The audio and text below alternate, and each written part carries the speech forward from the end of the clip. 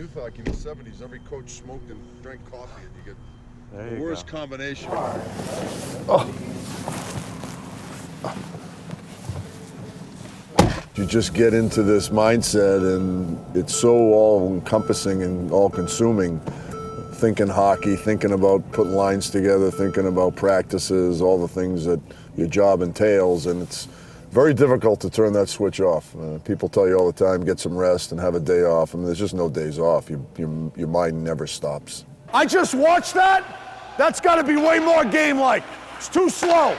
It's too slow.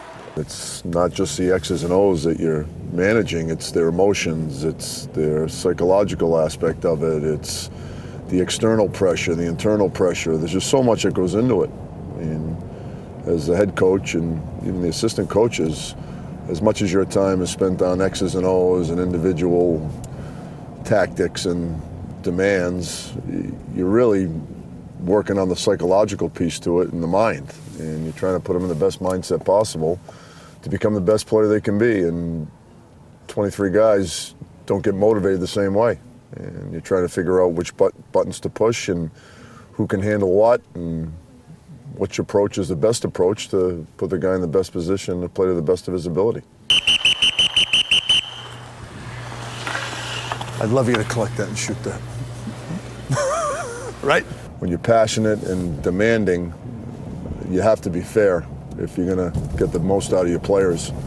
And I'm always trying to stress it's about them, it's not about me. You know, there's a lot of hard decisions you have to make as a coach. There's a lot of hard conversations you have to have as a coach.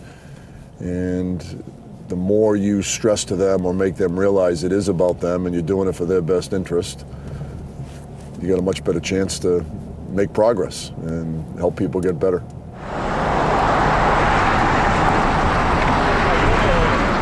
This is my first time in New York City, spending time in New York City during Christmas, and it's such an incredible feeling.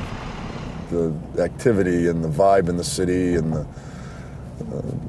how much is going on in the city is just, you can't explain it to people. And it's, you know, going to Rockefeller Center and, you know, skating on Rockefeller Center and the Christmas tree and everything that goes with it and all the people and Fifth Avenue, and it's just, you really have to experience it. And it's my first time experiencing it. And I know people describe it a lot, people talk about it a lot, but there's nothing like actually going through it. It really is a special city in so many ways.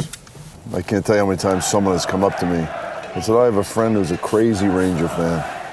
And the one thing I'm starting to realize is I think there's only crazy Ranger fans. There's no such thing as anything else. There's no such thing as a Ranger fan. It's a Ranger crazy. It's a crazy Ranger fan. So the passion is unbelievable. People tell you about it, but I think you really have to experience it. And it's, I would say it's probably unmatched in any city in America. Obviously Canada has a whole new level of passion for hockey, but it's pretty special.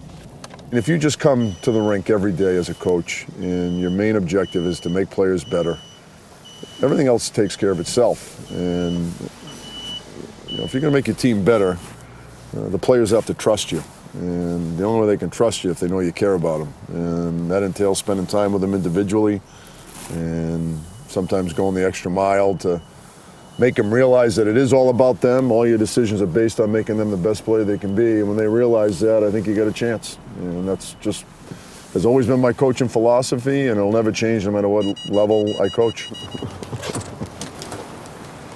Morning, Sean.